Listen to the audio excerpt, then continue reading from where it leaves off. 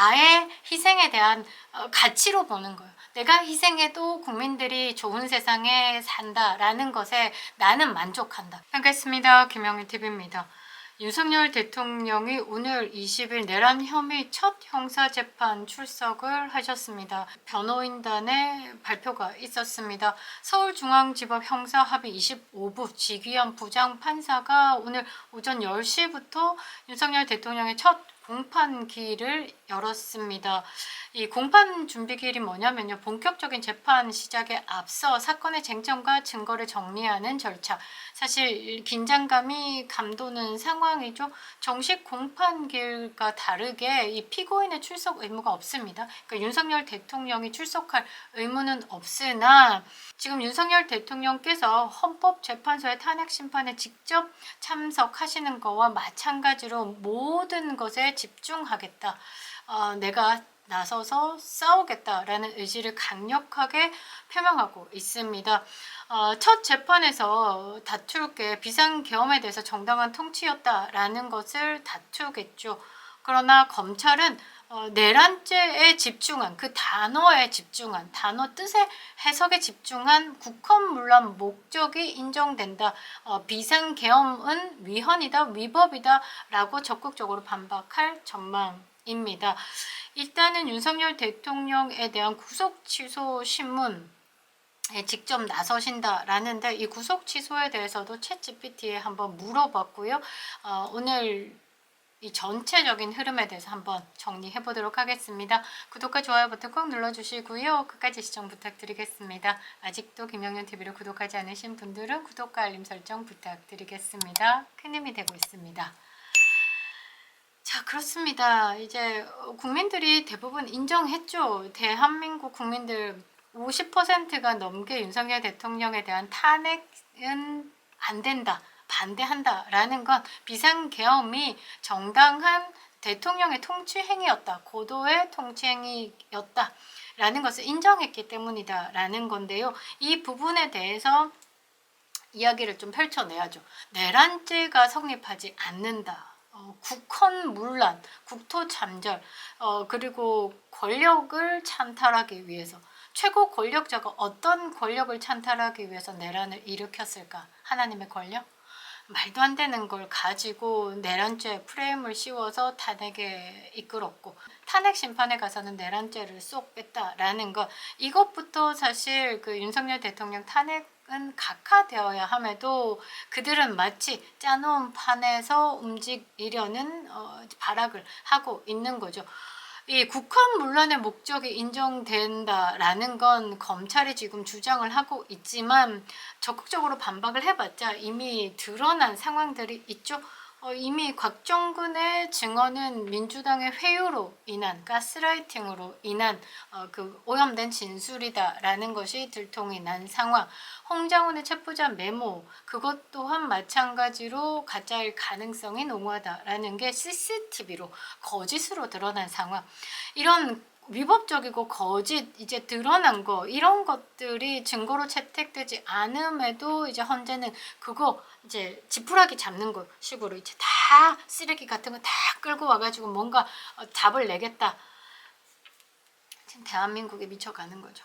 자, 윤석열 대통령은 이제 구속 취소 신문에 직접 나서서 지금 내가 이제 증거 인멸도 없을 뿐더러 지금 함께 뭐 내란 혐의로 공범으로 구속되어 있는 상황에서 증거 인멸의 우려도 없을 뿐만 아니라 뭐 만날 수도 없는 상황에서 내가 왜 그리고 적극적으로 지금 재판에 참여하면서 내가 어떤 방식으로 비상계엄을 선포하게 됐는지에 대해서 밝히겠다. 내 진정성에 의심하지 말아달라. 그래서 구속 말고 나의 방어권 보장도 있고 이 모든 것을 풀어내려고 하면 물리적으로 좀 힘든 부분에 대한 좀 배려를 바란다. 적극적으로 이야기를 하실 것 같습니다. 그리고 이제 탄핵심판에서도 마찬가지로 계엄 선포 당시에 국무회의 최고회의 개최 등 절차를 정확하게 지켰다. 그러니까 위법이 없다. 위헌의 소지가 없다. 국회의원 체포 지시 등 절대 하지 않았다라는 것을 밝히면서 그런 부분에 대해서 어필을 계속하지 않을까라는데요.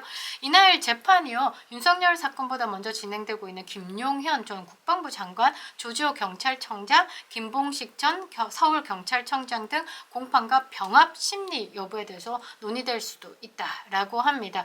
오늘 이 부분 마치시고요. 3시에는 지금 또 헌재로 가셔야 됩니다. 탄핵심판 10차 변론기일에 직접 참여할 예정인데요.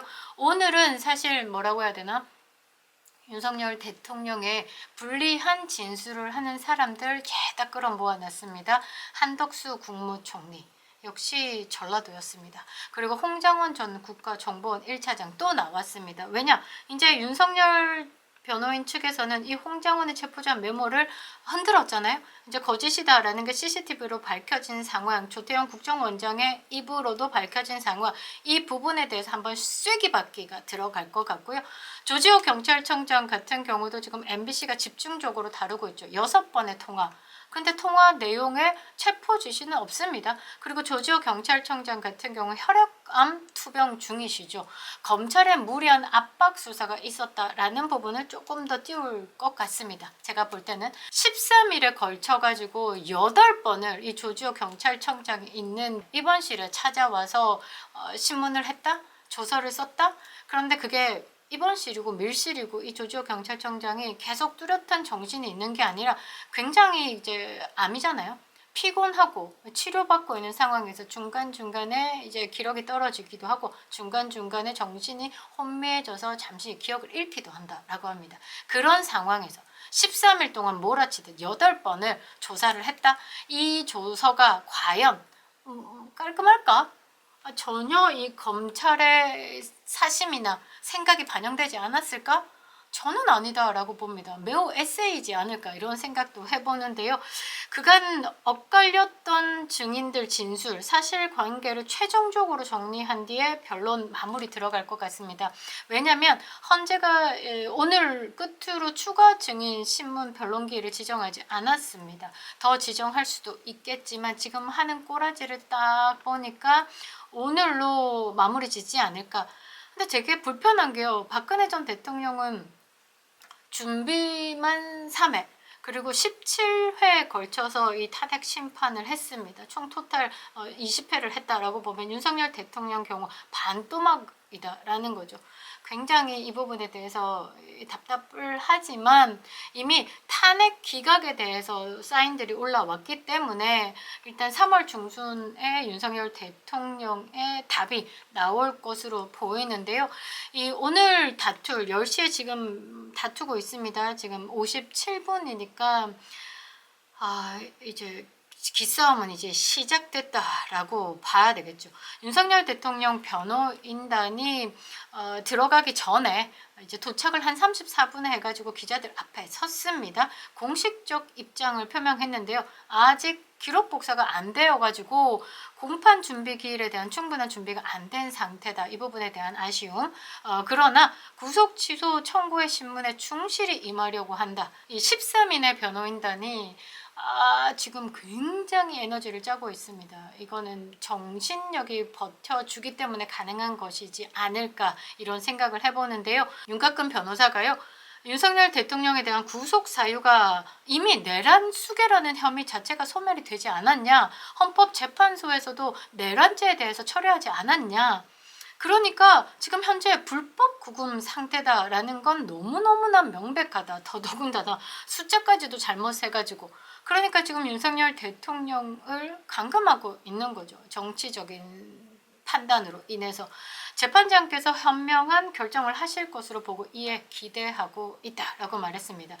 지기현 부장판사가 사실 그 정치 재판을 하지 않는다라고 하고 이게 그 대통령이라는 것을 지우고 블라인드로 재판을 한다라고 보면 100% 구속 취소가 떨어지겠죠.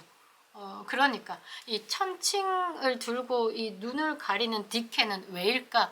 보지 않겠다라는 거죠. 눈으로 보는 순간 생각에 감정이 들어갈 수도 있는 거고 판단이 들어갈 수도 있는 거고 그러나 오로지 법으로 판단을 하겠다. 저울을 들고 어떻게? 누구와 다 남녀노소 불문하고 법의 무게는 다 똑같이 재겠다. 그래서 눈을 가린 거다라는 거죠. 지금 윤석열 대통령은 대통령이라는 그 직책 때문에 굉장히 피해를 보고 있는 것이다 라고 저는 생각을 하고요. 이게 가장 강자여야 하는데 대한민국에서 지금 법 앞에 가장 약자가 아닌가 이런 생각을 좀 하고 있습니다. 그래서 생각을 하면 할수록 너무 답답하고요. 너무 가엾기도 하고 너무 안타까운데 정말 대단한 사람이구나. 본인을 희생한다라는 게 사실 쉽지 않습니다. 이게 부모와 자식 간에도 그게 참 힘든 상황이죠. 부모는 자식을 위해서 죽을 수 있습니다. 그런데 자식은 부모를 위해서 죽지 않죠. 지금 윤석열 대통령이 이 국민들 한 사람 한 사람을 자식 대하듯 나의 희생에 대한 가치로 보는 거예요. 내가 희생해도 국민들이 좋은 세상에 산다라는 것에 나는 만족한다. 그래서 윤석열 대통령을 생각하면 정말 큰 사람이다. 가슴이 좀 아픈데요. 구속 취소 청구에 충실하게 임하겠다. 좋은 결과 뽑아내셔야 합니다. 이미 탄핵 심판이라든지 지금 이제 구속 사유에 대해서는 의미가 없습니다. 이제 이유가 없는 거죠. 소멸됐습니다. 그러니까 현명하게 판단을 저도 기대를 하는데요. 이 기자들이 막 질문을 합니다. 구속 기간이 도과됐다라는 입장인가, 넘었다라는 입장인가, 그리고 12.3 비상계엄 내란이 아니라는 입장인가라는 질문에 윤곽근 변호사는요, 그렇다라고 짧게 답했습니다. 12.3 비상계엄 내란죄가 성립이 되지 않습니다. 그거는 그냥 단어적으로도 그렇고요. 지금 정치적으로 인민재판을 하고 있는 겁니다. 총칼이 날아들고요. 대포가 쏴주고 미사일이 쏴주고 그게 전쟁이 아닙니다. 지금 대한민국은요. 이 체제전쟁 속에서 가장 중심지에 있고 이 고래싸움에 새우등 터진다고 이 중국과 미국의 싸움 그 중간에 가장 핵심적인 역할을 하고 있는 것이다. 그래서 중국이 이 한국에 대해서 정말 꿀같은 자리이기 때문에 돈으로 정치인 사고, 언론 사고, 기업 사고, 땅 사고 그 자유진영을 자연스럽게 가져가기 위해서 정말 슬프고 무섭습니다. 그 무서움 속에서 큰 판단을 내리고 결정을 내린 윤석열 대통령의 존경을 아니할 수 없는데요. 분명히 좋은 결과 있을 것 같습니다. 일단은 재판 결과에 대한 예상이 챗GPT가요. 구속 취소 신문에 대해서는 이도 좀 답을 잘 못하는데 민주주의 파괴 행위였다라는 것을 검찰 측은 강조할 것이고 윤석열 대통령 측에서는 구속 취소 논리에 대해서 계엄이 합법적인 절차에 따라 진행됐고 내란 혐의가 성립될 수 없다. 그러니까 구속의 필요성도 없다라는 증거인멸이나 도주 우려가 없다라는 것을 강력하게 표명할 것이다. 도주 우려가 없기 때문에 불구속 상태에서 재판을 받을 권리가 있다라는 논리를 전개할 것이다. 그래서 지금 구속 취소 결과에 대해서는 가능성은 높다. 이 정도에 대해서 챗GPT가 판단을 해줬는데요. 물론 챗GPT가 딥시크보다는 낫겠죠. 중국 느낌 들어간 것보단 가장 공정하게 판단을 하지 않을까 판례 분석을 해서 그래서 저는 윤석열 대통령이 다시 돌아올 것이다. 그리고 오늘 만일에 구속 취소 가능성을 낮게 본다라고 한다면 정치적 후폭풍이 상당할 것으로 예상됩니다. 그립다 윤석열, 김영유 TV였습니다.